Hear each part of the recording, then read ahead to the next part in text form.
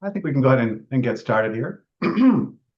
So to open the webinar here, I just want to welcome everyone to the latest of our CatalogIt Presents webinars. I'm Dan Ryle. I'm one of the founders of CatalogIt. So you won't be hearing me talk today. Instead, you'll meet two of my colleagues here, my esteemed colleagues here at CatalogIt. And just a quick little bit of housekeeping. So the webinar is being recorded, and the recording will be available shortly after the end of the meeting, and we will be posting it to the CatalogIt YouTube channel. Feel free to ask any questions at all. Use the Q&A icon down at the bottom of the screen there. We're going to take some time at the end of the webinar. We're going to leave plenty of time to answer those questions. But if there's anything we don't get to during the course of that Q&A at the end, we'll certainly get back to you via email. So I'm very happy to say that we have a particularly large audience today. It's great to see. Our presenters are going to be using some examples out of the CatalogIt system, but the information that they're providing regarding working with books in your collection is really applicable to any kind of system that you might be using. But if you'd care to learn more about CatalogIt, feel free to join us for one of our live museum account demo webinars. We have them weekly. You can register by going to the CatalogIt website, www.catalogit.app, and then click on the resources tab and then on webinars. So now to move on to our webinar, I'm very happy to introduce our speakers. First of all, Nicoline Meyer. So I first met Nicoline about 8 years ago when she was the collections manager at the American Bookbinders Museum in San Francisco. And then she later joined CatalogIt as one of our museum and collections specialists.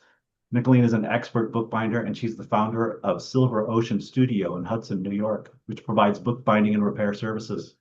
She holds a master's in museum studies from the University of San Francisco and a diploma in bookbinding from the North Bennett School in Boston.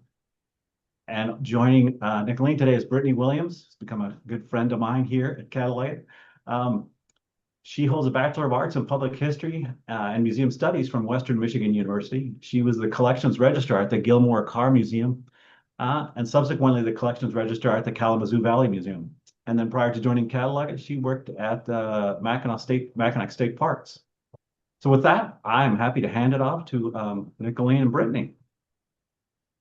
Well, thank you everyone for joining. I'm really excited to get to spend an hour talking about books, one of my favorite things, and cataloging, another favorite thing. So I just want to reiterate any questions that come up while Brittany and I are chatting, just pop them in the Q&A. And we will get to those at the end. I'm looking forward to a good discussion period after just this quick overview of how I approach cataloging different types of books. So without further ado, you have a book that is waiting for cataloging. And how do you decide what pieces of information are the most important? What do you need to capture? And there's kind of three overall points that guide me on this question. The first is, what is the book's relationship to the goals of your collection and the goals of your institution? Is this a book that is going to be added to the reference library for your staff? Does it get added to the library to just add greater context and history to the story that your museum or institution tells? Is it a piece that is going to be exhibited? Is it from a local artist? And so those collection goals tie into then that function of the specific book that you're adding. And then there's the content or appearance of the book. Is the focus on the content, on what story the book tells, who it's about, what it can offer to readers, or is it about what it looks like? And before I get further into that, I just want to do a quick overview of a couple pieces of terminology so you can visualize these parts of the books as I talk about them. I tend to slip into book vocabulary quickly, so I just want to make sure we're all on the same page there. So on the very top, you can see the head cap and the headband. The head cap is the thin section of cloth on a case-bound book. It can also be leather. Wraps around the headband. Headbands are glued to the text block, which are at this point in bookbinding broadly more decorative than actually structural. You can see the hinge and the joint. These terms are also interchangeable. Some people refer to the hinge as the outside and the joint as the inside. But when we're talking about a joint or a hinge, we're talking about that connection point, the thinner section between where the board hits the spine. Boards can be also the cover, right? This is your front and back board, your front and back cover. And then we have the head, the tail, the foredge of your book, and the end sheet, which is your decorative or plain connection piece that connects your case in a case-bound book to the text block. So if the book that you are cataloging has a focus on content, you're really going to be investigating why is that content important and using that question to guide what knowledge and what pieces of information you're going to catalog about it.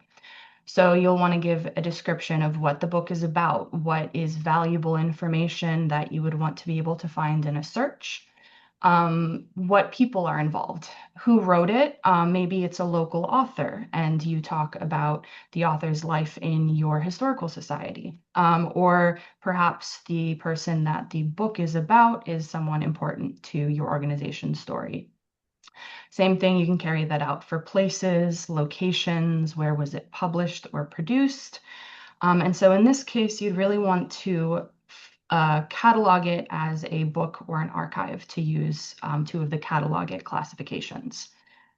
So an example of a book as an archive, we can look at a scrapbook. These come in a lot as part of archival collections. They're assembled and created over periods of years or even, a month or so, and provide a lot of background information about the creator, the time period that they're operating in. And so on the left, you can see an example of what a scrapbook could look like when you catalog it in CatalogIt. So we have a little bit about the scope and content. We note that there's various ephemera, photos, and handwritten notes throughout. We give a little bit of context. In this case, we're saying that the creator, who is Astrid Brouwer, was a key part of the town's cooperative movement. So we have that connection to why is this scrapbook important to catalog. And we also put it in our collection, the Cooperative Movement Collection, which holds materials and objects related to the establishment and formation of co-ops in any town, which is the place that we are in right now. And so we have some more archive details. We have the creator, the date of creation, the primary language, and then the size of this particular archive, which is just one book. We say how many pages are in it. And then under archive item details, you can pull out a couple of specific interesting parts of the scrapbook. So for this example, I highlighted there's a flyer for a meeting to provide information on how you would go about forming co-ops, as well as a mimeograph copy of city council notes where cooperative movements was a topic of discussion. And you can also have reference materials. Yeah, so what if a book is considered a reference item for your museum or organization? Cataloging reference books can be just as important as cataloging books as an art item or an archive item. It helps you manage and know what you have in your reference library. So this example is also pulled from CatalogIt and what it can look like when you catalog a reference book there. We're going to want to catalog this under the classification book and assign it an object ID or a reference number. You'll see at the very top right, there is a number Q 2020.2.1. We've used the prefix Q in this example to designate that it's a different part of our collection. You can go on to further capture information such as title, description, author, editor, publisher. All of these pieces can be really helpful as you perform searches within the database to find your different reference books or topics or subjects you may have. The collection profile can also be really helpful here. You can specify that it's part of the museum's reference collection. And in CatalogIt, you can even perform structured searches by collection to see all of the items in that specific collection. Location can also be a really important detail as well. So where in the museum proper is this book supposed to be located? And there's a great note section there as well. If it's a book, for example, like this one that may be used very often and perhaps on the work table in the lab as opposed to on the shelf where it actually is stored. And so what do you look at differently when you're then focusing on the appearance of the book? So these can be books such as artist books, sculptural bookworks, books or book-like objects. And in this, you're really looking at what it looks like. So you'll want to be grabbing pieces of information that relate to the appearance, materials, techniques. You'll want to capture the artist specifically, perhaps provide some extra information about the artist and what their thought process was as they were creating this piece. And then, of course, there is the actual book, which is frequently more of context for design choices, but isn't necessarily meant to be read. And in fact, in some examples, you won't be able to read the book at all. So our next example is a piece of book art, which we've cataloged as an actual piece of art. This is the First Amendment, which is the reliquary for the ashes of Salman Rushdie's The Satanic Verses. And it is a book sculpture created by Richard Minsky. So you can see under Made Created, we have the artist, and we've assigned the role binder as well to that, so we can connect those two pieces of information to him. We have some edition information, that the edition is the Bill of Rights, that there's a total of 8 editions, and we say that there's 8 sets of 10 books covering the first 10 amendments. So we provided some information, some descriptive notes, so that the reliquary is built around the burned book of the Satanic Verses. You can actually just about see some of it through the orange glass in that front of that photo there. And we talk a little bit about the materials used, stained glass, gold leaf, and then we provide a little bit of context as well, talking about the fatwa that was issued on Rushdie and kind of tying it into that historical practice of book burning as well. And then we scroll down the page, we see we have a couple other photos present as well that give us a different view of the book. We have a note of the dimensions, as well as the accessories. It comes with a stand that has the text of the First Amendment printed on it. And then we included the publication, related publication, the actual book, The Satanic Verses. In this case, we didn't have the Satanic Verses in our collection, so we have it as a related publication. But if you had Satanic Verses in your CatalogIt collection, you could catalog that connection through the related entries and have that direct link to your other entry there. And then under web links, we have a link to Minsky's website page for the First Amendment, where he has some more photos, goes a little bit more into the process of creating it as well.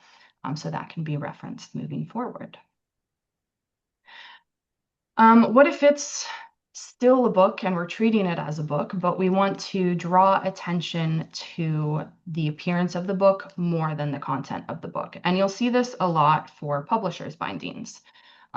Decorated publishers' bindings are a style of book that was bound between the 1830s and the 1920s, 1930s, where they were cloth bound, beautifully decorated, and frequently stamped in gold or other colors. And there's a lot of scholarship around particularly the design of the bindings, which artist went in and designed the front cover, the spine, sometimes the front and back cover, and these beautiful wraparound designs. So our focus in cataloging this is really talking about that artistic aspect, who designed the cover, what does the cover look like, and then connecting that back into the larger body of scholarship. For campfires and guideposts, we have it cataloged as a book. It has a secondary title, a book of essays and excursions, which is pulled from the title page. And we have a brief description of it. It's a collection of essays by Henry Van Dyke. And we call out that the binding was designed by Margaret Armstrong. And then just some of the kind of standard cataloging, how many pages in the book, title page, how many plates, etc. And then when we scroll down, we look at the book details. We can record the author, the publisher. For decorated publishers bindings, there's frequently a connection between the publisher and the designer. So that's a very interesting piece of information to call out. And then you can see series. I have there the blue Van Dyke Armstrong bindings. Margaret Armstrong is known for a number of bindings, but she has a series that was specifically done with Henry Van Dyke books, published by Scribner's originally, that are all in this same navy blue cloth with the gold stamping and a couple of additional colors. So we're calling out that this book is part of that series as well. And under binding notes, we have the reference to Gollins and Espy, who did some of the original scholarship on what bindings were designed by Margaret Armstrong. So that's if it's content or appearance. And what if both is actually really important? And you see that a lot in finer design bindings. You see that in artist books and manuscripts as well. Because the materials and the techniques speak to the content of the book. In design binding and fine bindings, you're looking at what is the theme of the story? How can you draw that out onto the design and the cover decoration? With artist books, the haptic experience, actually leafing through the pages and reading the book, is something that is taken into account a lot. And then with manuscripts, they are collected over a period of years. Sometimes the selections of work written in them are written at different periods, but they're bound all together at one time period. And the binding styles can give you a lot of information about when and where that particular book was bound. So you need to be able to look at both. So our example for this one is going to be an artist book. This is actually one of mine. So it's called The Empty.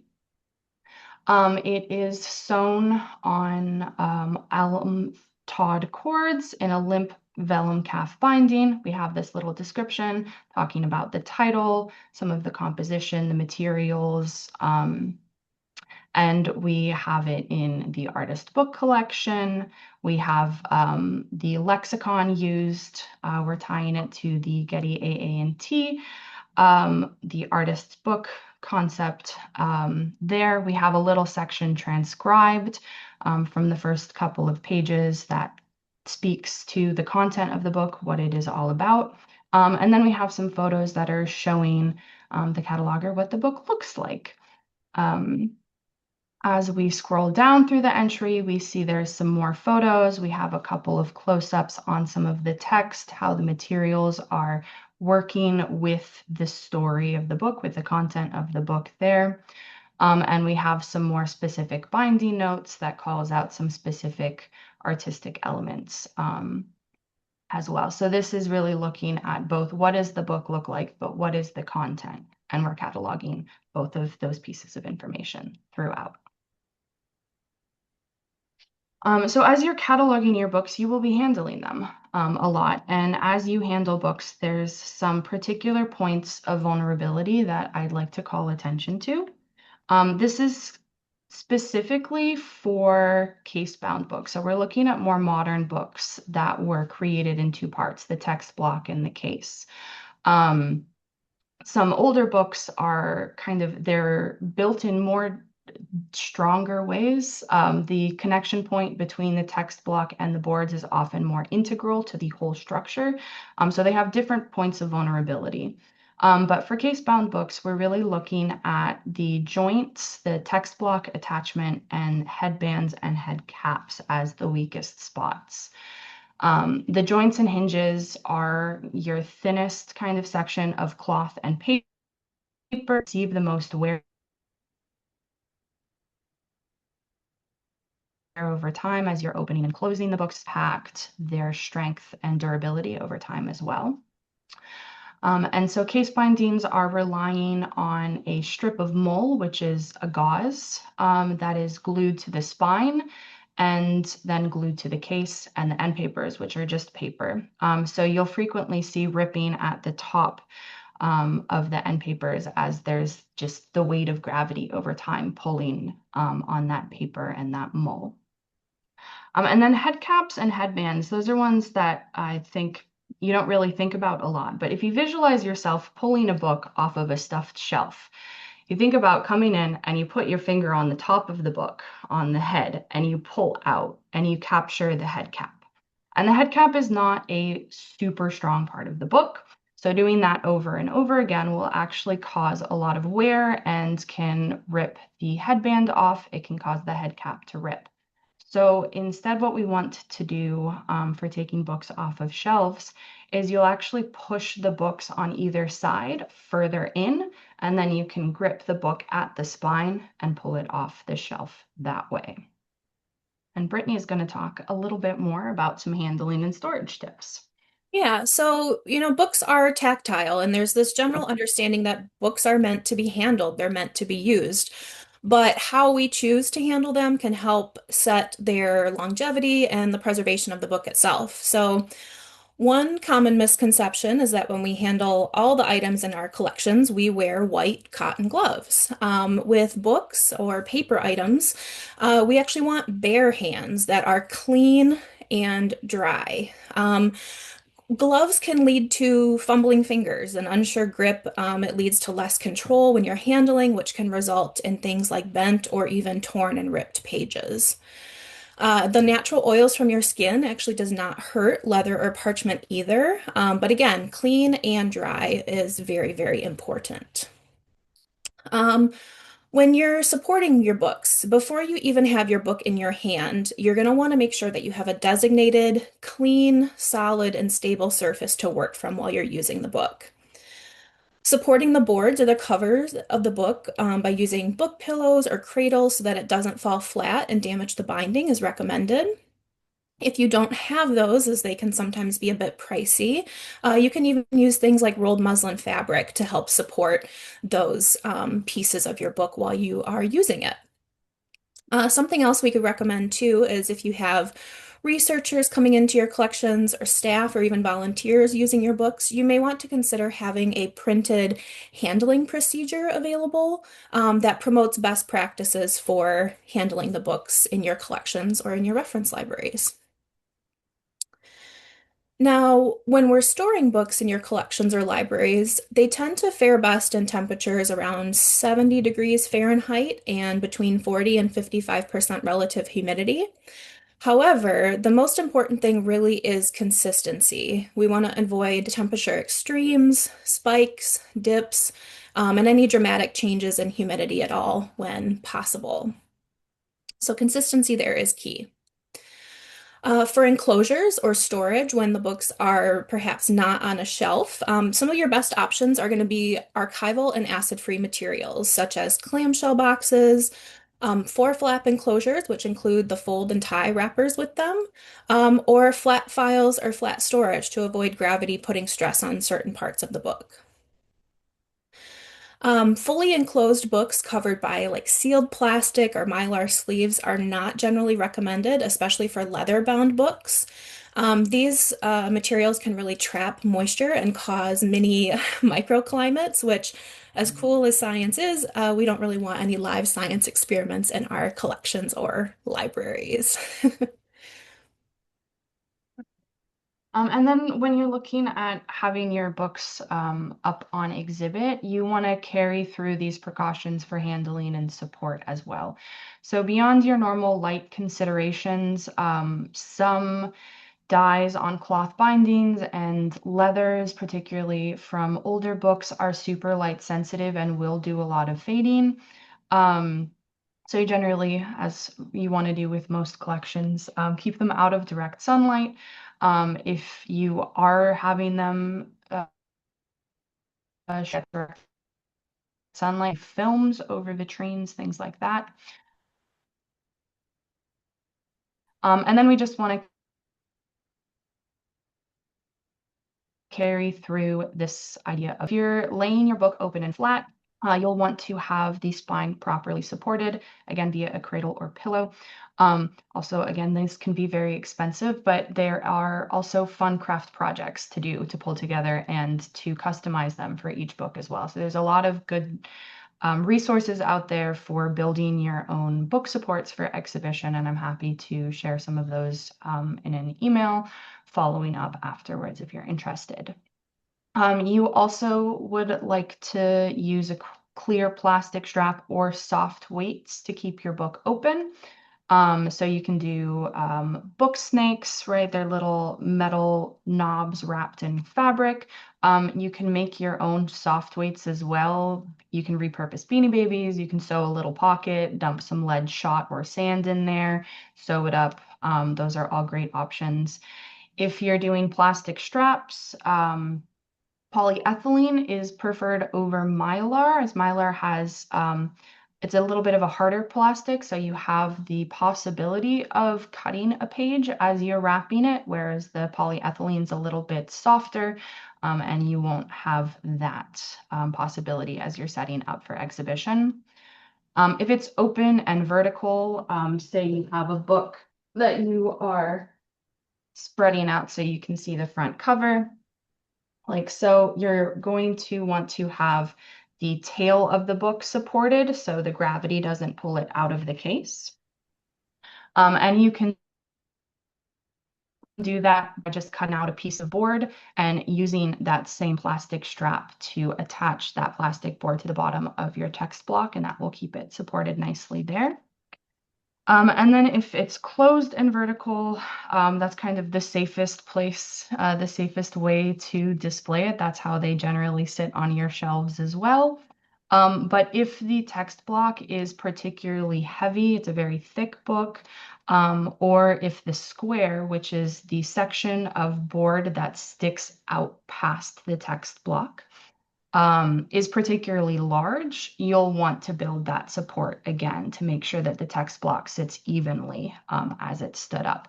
And we have just a little image of a custom built cradle right there for books. All right, and that brings us to the end of the actual presentation part, but I'm really excited to answer questions. So I think Dan's gonna be moderating the questions a little bit for us. All right. Well, yeah, there's actually several good questions out there. Let's start up here. Let's see. Someone knows that they used to work with the museum book collection as part of the Works on Paper collection, and they had a separate collection for artist books with actual art in them. And so they'd be interested to hear how you would catalog, I think, maybe the difference between those. So Yes, yeah. So an artist book versus an artist book. It would be great to come up with better terminology between the two, for sure. So yes, in case the distinction is unclear, we have artists' books, which are books bound and often also printed by the artist, telling a story, a poem. It is a whole work of art together. And then we have artist books, which are those very nice, glossy books that talk about a specific artist and have large-scale reproductions of their work and such. So the latter, the artist book mass produced, I would catalog as a book and utilize the lexicon fields, the Getty AANT, the Library of Congress fields to illuminate that distinction, right? Say this is about that artist. I'm not entirely off the top of my head sure what the distinction is in Getty AANT, but I know that there is one. So you can call out that separately there. And you would also, I think, make this clear just in the description as well. Say this is a mass-produced book talking about the work of X artist during Y period, published by the Met Museum. So from the get-go, right, when you start looking at your record for that entry, okay, this is mass artist's book. Good question. yeah. So here's another one. This person's asking, can you use this to catalog flat files such as minutes, deeds, Oh, photographs, etc. So yeah. you can talk about the different types of classifications and Yeah, make it absolutely. So you can definitely catalog all different sorts of materials. So there is the book classification, there's the archive classification, there's also a publications classification. So, for example, if you have flat files, if you have things like records, deeds, you could always classify those in the archive classification as well, because it would allow you to put in additional details about the set of items that you have. And then photographs has its own classification as well, which would include photographic details, subjects, places, and things like that. So yes, you can absolutely use this to catalog all different sorts of types of materials. And then to build on that too, if you using the location field as well, so if you have a whole flat file, maybe that came in with an archive or something, you could keep that flat file as the actual storage location as well and break down each individual shelf and use the location expansion field to record what's in each file of that flat file. All right, and this next one I thought was a really good question because it's one, I mean, something that we see often in catalogs, in collections. This person writes, our collection has a number of Bibles. Some are cataloged as books, some as artifacts, and some as archives. What are the best practices here? Typically, these are of interest because of their owners and families. And I know I've also seen, and I'm sure you have as well, often there's whole family histories written, births and deaths and baptisms and things are written on the inside of a Bible. So maybe you can discuss that a little bit. Yeah. Yeah, Bibles are such a wealth of information about the family that owned it generally. I think I would be inclined to go towards archive for a Bible, particularly if the goal is to relate it to that family. Um, but there are particularly from the late 19th century, early 20th, you get some really beautiful bound mass-produced Bibles that get like a special status in the family as well. And in those cases, the binding itself is actually generally really interesting too, really high relief, using fun textured leathers like a Morocco or a vertical grain. And there's also some Bibles from that period that have enameled covers, which are really fascinating. And in that case, I think I would be drawn more towards book in that case because we have the book detail section where I could really talk about the binding style for that particular Bible. Um, and then you could use related entries to tie the Bible to the broader archival collection as well, and even create a collection for that family as well. So you have multiple avenues within the catalog record to connect it to the broader story in the archive and other objects that came in from that family. Yeah. I'll also mention too, in CatalogIt, there is a relationships expansion panel or fields available. So you can capture, related people to that book or Bible. You can capture related places. And then even like Nicoline mentioned, related entries or collections. You can connect all of those. So they kind of are all seamlessly tied together within your collection, and you can easily click through the different people that are part of the family, the different books they may have owned, the places where they may have lived or used those items. That's a great way to really build and enhance the story of your items as you're cataloging. Excellent. Yeah, and I might even add to that there's a field for inscriptions and marks. So if there's all that handwritten notes that are in the Bible, you can include all that. You can transcribe all that into the inscription, signatures, and marks field as well. So, yeah, that's a good question because that's a common thing, particularly in historical society collections. Nicoline, I think this one is going to be good for you. They're not sure what a book pillow is, and maybe you could give a better description, or if you happen to have one at hand that Yeah, you could show people. I do actually Um, have one I can show. all right.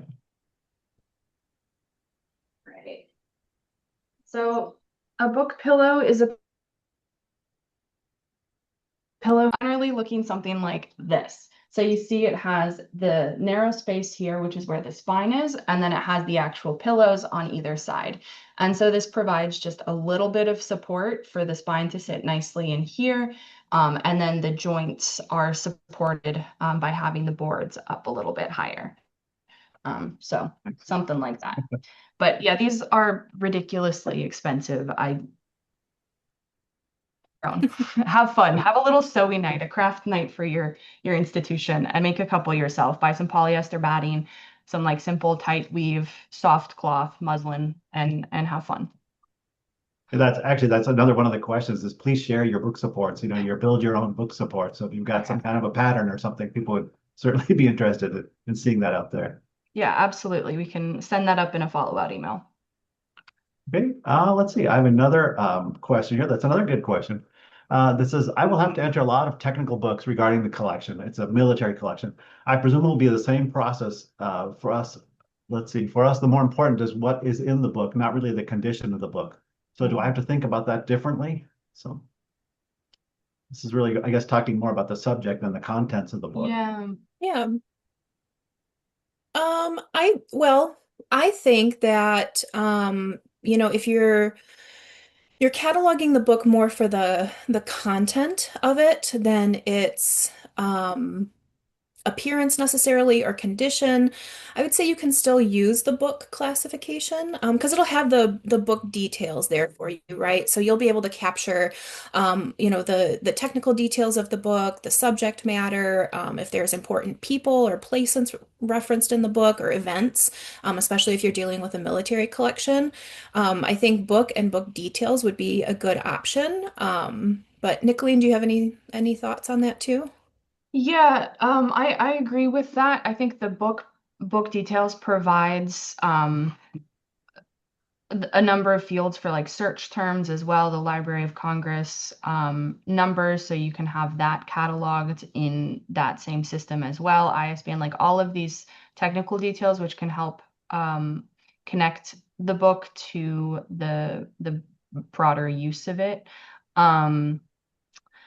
And I did also want to say if it's really, content that is referenced a lot, some scans of particular pages would be really useful to include as well. And if they are created as a PDF with OCR, which is optical character recognition, then you can also search that as well and catalog it, and it'll come up in searches. So yeah, book details, use the search terms, and maybe include some scans of relevant pages. Nice. Okay, someone is asking if CatalogIt allows for additional identifiers, such as the Library of Congress call numbers. Mm. Yeah, so in CatalogIt, there is also a field called Other Names and Numbers. So that would be a great way to capture a call number. You can give it a other number title, so you can call it, library LOC call number, and then you're able to enter that information right into that field. Once you save it, that becomes fully searchable within CatalogIt. So if you have the call number handy, you can just type that in your search and it will bring up that book for you. Absolutely. Yeah, book details includes call number, ISN, ISBN, LCCN, and then publication subject as well. So the book details field will cover all of those. And then, as Brittany said, if you have any additional outside of that, you can create the other number, give it the type, and it'll all be fully searchable. See, there's another question here, and maybe it's a term that you used, Nicoline. Someone's asking, what is a beaning support? Pardon? They're asking, what is a beaning, B-E-A-N-I-N-G, beaning support? So I don't, maybe Beaning support. that might have been a misheard term there. So, Yeah, I can't say that I've heard that term before. okay. Beaning support. Sorry. That's okay. Let's move on here. Let's see. Someone says our collection includes a family Bible from the 1600s. Some want a lucite box created to hold to hold it. Is this a good preservation move? Currently, it's kept in a handcrafted custom archival board box. Yeah. So again, it's a family Bible from the 1600s. So is a And lucite box good, or would you maybe keep it in the archival board box? That's yeah, and the book is in broadly good condition, held together still, or is the loose leaves? Um, I have the I details there. mean, a custom made box is always good for books. If there's any worry about handling or just like damage over time, or if some pages are loose, boxes are great for that. You can keep it all in the box. You don't have to worry about things getting blown away when HVAC turns on or anything like that. But a book from the 1600s is going to be quite strong, and has really well-made paper. So you don't have to worry about it as much as you would a book from the 1940s, for Mhm. example. It's interesting. Yeah. Yeah. I think it's All really right. nice too to have, like, if you have a handcrafted custom archival box that you've done, that's archival materials, likely acid free. And, if you've done it custom fit to that book, that's really nice too, because you don't have, a box that's maybe a little bit too big for said book where, you have No to pad worries. it. Yeah. No And wiggling. yeah. So to have a custom box where it is fit to the size of the book is fabulous. Yeah. All right. Let's see. Next question. We're dealing with a large collection of donated books and amalgamated from a few individual donors. It's a grouping that's just built up over time. We're trying to differentiate between the books that are intended for the museum collection and those that are really slated for archives, which are the collection and archives are located. They're physically located in two different places at the institution, apparently. So, any thoughts on how to differentiate what might go into the museum collection and what might belong more on the archive side of things over there? Mm. That's a good question. And I think it's going to be a little bit hard to answer from my perspective without more context about your collection and the goals of accessioning these books into your collection. Um, but if the archival ones are stored in a different location, presumably that's off-site and not as easy to access. So part of my consideration for that would be which ones feel like they would get most use, most access, which ones have more visual interest or more historical interest, and prioritize those to stay at the museum collection, and then the other ones can be accessioned into that archival collection.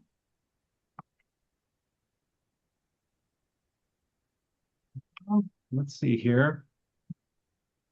There's quite a few questions. Let's see. Okay, this person, it sounds like they're a CatalogIt user. When we have collections in the digital space, does the categorization, I think they probably mean the classification, not become less relevant? With tools like CatalogIt, you have multiple tags and it can belong, for instance, in multiple collections simultaneously, um, Mhm. in order to find it from different perspectives. So maybe you could talk about what the classification, at least in CatalogIt, specifically brings to the picture. Yeah. Well, so the classification provides specific fields. So book gives you the book details expansion field. Archive gives you the archive items and archive details expansion fields. So that narrows in on um, just pre-existing fields that it's easy to slot information into. And then I do sometimes feel using in CatalogIt, you can feel kind of redundant entering pieces of information over and over again. But I'm a huge proponent of redundancy, particularly in digital spaces, because despite how much work goes into making them safe and backed up, things do still happen. Um, and having just multiple avenues to pull on that particular thread of information, I think is really valuable. And it provides, I think, security isn't the right word, but more avenues for outside people exploring as well, right? When you're in the museum world, there's a very specific way that you kind of start thinking about this is how I'm going to catalog that. And I think people coming outside of that world, visitors, if you're publishing your collection, sharing it on the hub or on your own website, um, they might not have those same pathways built in, so they wouldn't necessarily know what field to look for or where to start looking for this information. And so if you have that kind of broadly spread out and repeated in multiple places, you do also provide more avenues for other users to come in and still find what they're looking for, even though they're not necessarily versed in the same vocabulary that we are as people who work in institutions and museums. All right. So we got a couple of interesting ones here. This one I think is a fun question. It sounds like the person probably works at a historic house. We have books within our collection that have pressed flowers we believe are from our property in the 1800s. We don't want to lose them, but are uncertain of what to do with them without further damaging the books and the flowers. Any suggestions? Have you encountered this previously? Yeah. Pressed flowers and books are beautiful, and they also leave traces behind on the pages. I'm not sure about the chemistry of it. I don't think there's anything particularly acidic or harmful about leaving flowers in. But if they are going to be used or looked at, we do want to protect them and have that as part of the experience as well.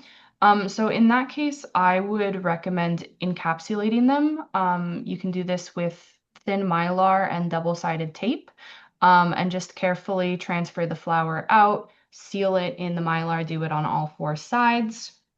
And then you can either slip it back into the book, or you could have a separate box that holds then all of the mylar with the pressed flowers, and you can put a little note on each flower that just indicates what book it came from, what pages it was in between, and then you still have that relationship between the two, but you've removed the organic matter from the book. I will say too, if you're going to remove anything from the book, I would recommend doing some photographs of the flowers like in situ where they are. That way you have that visual reference of, how did things look prior to removing those pieces, and you can upload those images to, your entry, and then you always have that there as a point of reference as well. Great point. I might even suggest that you catalog, you create a catalog record for each one of those things you take out of there, and you can, use the same object ID and then, dot A, dot B, dot C for the things that came out of there. That's an interesting question. Yeah. Let's see. So here's a little more complex one. This person says, I work for an art collection and we have a special library with a lot of reference material. In addition to the cataloging distinctions, I also wonder about conservation versus repair distinctions. Do you find that content versus appearance warrants different considerations as far as in-house repairs or full conservation treatments go? Absolutely. Definitely. And also looking at the replaceability of the book, right? If it is a reference book that is widely available, obviously take good care of your items, but if it gets ripped or lost or damaged, it's nowhere near in the same realm of disaster if it's an original work that goes through a loss or a damage like that.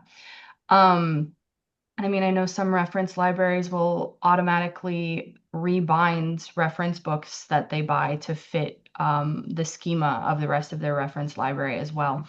So when something's a reference material, it's very much, to my mind, a book that is meant to be used, and a book that is meant to be used is going to experience a lot more wear than a collection piece.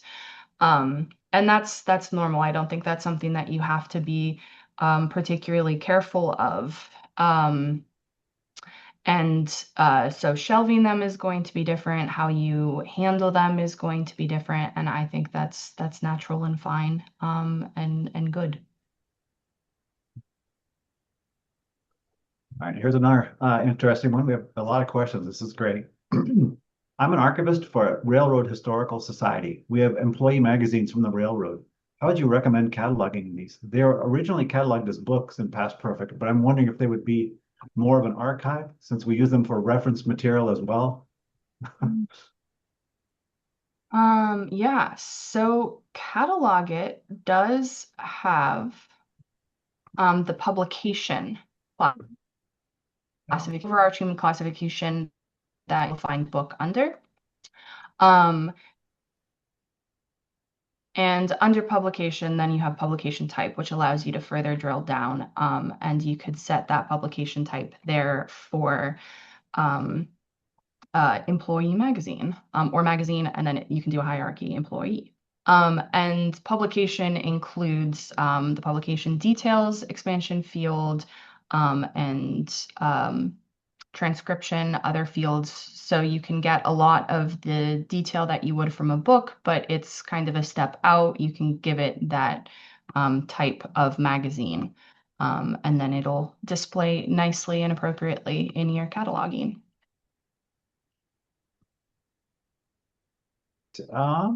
Yeah, I mean, that's always that's a question that comes up a lot, really kind of the difference between, a publication or something that's an archival piece. And kind of my sort of rule of thumb is, does it have a publisher? Then it's a publication. It's a piece that was meant for publication. If it's something that was really not intended for broad use, for anything other than maybe personal or very internal use, office documents, then that really fits more into the archive side of things. Let's see here. Somebody's asking, Mylar is good to separate exhibition surface from the actual Mylar is good to separate exhibition surface from the actual book. So sounds like Nicoline, you may agree with that. Yeah. Yeah, you could do a Mylar sheet covering whatever surface is on the bottom of your vitrine. I generally would go towards an acid-free paper or cloth instead of Mylar, just because Mylar is a little slippery. So particularly if you're setting up book stands on it as well, it can get a little, I think, finicky to have Mylar covering some parts of it, not Mylar on other parts of it. But it certainly wouldn't hurt. And this is another sort of a storage question here. I have some books from the 1850s that are stored in their own original archive boxes and then locked in a ventilated metal cabinet. Is this creating a microclimate or is it safe storage? If they're in their original boxes and the metal cabinet is ventilated, totally fine. Yeah. They've clearly been doing fine for a number of years. So keeping that airflow in the original boxes, totally good. Yeah. And having them in the archival boxes again, with it being, acid free and things like that, that'll keep things from turning colors or doing funny things if they're touching that cardboard. And here's yet another storage sort of or handling question. How do you deal with arsenic green covered books? Okay. So arsenic green is rarer than you would think. Oh, actually, okay, I don't know how rare people think. It's very present in our minds right now because we've had those good studies that came out through the winter thur, which kind of broke that news, the presence of these arsenic green books. But it's not like every green. Most greens you see in your books aren't going to be arsenic green. It's very active only during a certain time period when they were discovering synthetic dyes and went absolutely ham with chemicals and fun colors. But if you do find a book that you suspect is arsenic green, and you can order bookmarks for free that have the actual spectrum of colors that these books will be. Wrap it up in plastic. This is the one time when I will recommend doing that. Make sure you are wearing a mask and gloves when you're doing this, just in case it actually is arsenic. You don't want to be inhaling any of that or getting that on your skin. And then if you have access to or can find someone who can actually do a spectrum test on it to confirm or deny, that would be great. Otherwise, I would take them out of circulation if they're in a library situation that sees patrons and clients come in. Keep them wrapped up, box them up, make a notice to adhere to the box, say possible arsenic green, and keep them stored separately. That's kind of the most you can do unless you can actually get them sent out and confirmed as arsenic or not, which is a bit of a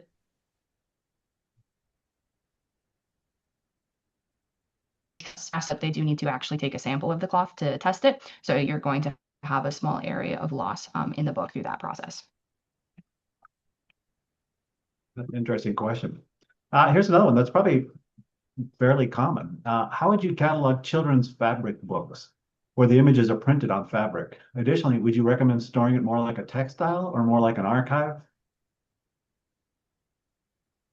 I mean, fabric books, they're still telling a story. And I think particularly for children's books, that's something that you'd still want to call out who the author is, who the publisher is. And in terms of storage, yeah, I mean, as the material is predominantly cloth, you're going to want to lean towards the cloth recommended environmental conditions, which are broadly the same as paper and books. So you shouldn't have to have a separate textile environment. And I would store it flat, particularly for these cloth books. I would recommend a box made for it as well, just to provide a little bit of extra rigidity around it, and a little bit of just extra support when it's lying flat.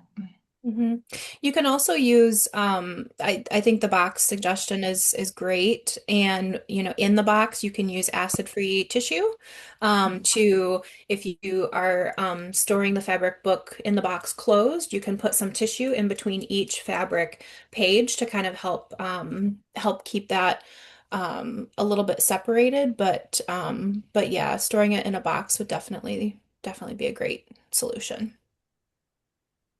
All right, and here's kind of another, probably a pretty common situation. We did not formally accession our books, but we have all kinds of other information, title, author, etc., how to handle. Should we go back and formally accession them or just search using the title and author for retrieval? So this is really kind of more of a museum procedural question. So Yeah.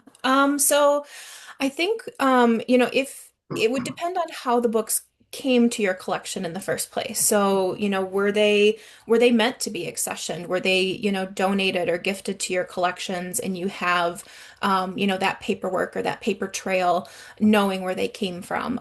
If they were meant to be accessions in your museum collection, I would recommend going back, assigning them accession numbers, because when you're not only just assigning it a number, but you're tying that provenance piece to its story of how did it come to you. So, who did it come from? When did it come to you? Important information about those details. But in CatalogIt, if you have those books in there now, you can search by author, you can search by title. If you have subject information in those records and entries, you can search by that as well. But I think it really depends how the books came into your collection and what is the intent of those books in your collection. Are they meant to be accessioned or not? And the other thing about accessioning is that it comes with an additional burden of care, right? When you accession something formally into your museum, there is that burden of care to preserve and care for it for the public, for your mission. And so in terms of just assigning them accession numbers or not, that really comes to are they important to your mission and do they deserve that extra burden of care? And if they do, accession them, have that paper trail, have that be part of it. If they are helpful, useful, interesting books, but they, through your internal deliberations with your accessions committee, don't meet the criteria for formal accessioning, give them a reference number. It can be Q in front of the year that you give them the number. It can be the ISBN, like anything you want. Don't give them a number, use it as reference and just search by title or author. I think either of those are totally okay to do. we're really kind of at the end of our time here. I figure we'll take one more question because I think it's probably a pretty common one. And then I'm afraid everybody else will have to answer via email here. There's quite a few other questions. This person asked, when you have accepted books or as donated to your collection and they came from a house that may have sat for a while without temperature control, some of the books may have come in with dead bugs. How would you clean them and scan them and make sure there are no more active bugs in them? And is there a conditions section, how, I guess to document, first of all, how they came in, but maybe how also what you do with those? Mhm. Yeah, so I would certainly set up a little quarantine area first. Definitely do not bring them into your broader book and paper collection. Um, and for insects, mold, dampness, smells, the best thing to do is to actually just expose them and let them sit for a little bit. And by expose them, I mean we want a relatively dry, this is the one situation where I'll recommend putting your books in direct sunlight, actually. A good thing to do to help clear out smell, to kill any mold spores that may be present if they were stored in a damp situation prior to coming to your museum, and bugs, is to fan them out, stand them up, fan out the pages, and let the pages face the sun.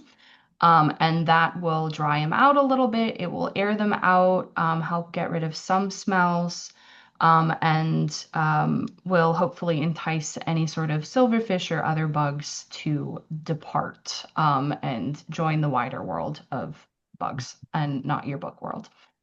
Um, and then once you've done that, just for like an hour or two, it doesn't have to be a whole day, pack them back up, do a quick visual inspection, give them a sniff, see if anyone's need any more specific care. And you can set those aside to have some actual treatments, or go through deodorizing, which you can do by buying just like a deodorizing pack, put it in a plastic tub, put the book in the tub with that pack, close the lid, leave it in there for 24 hours, and most of the smell should be gone.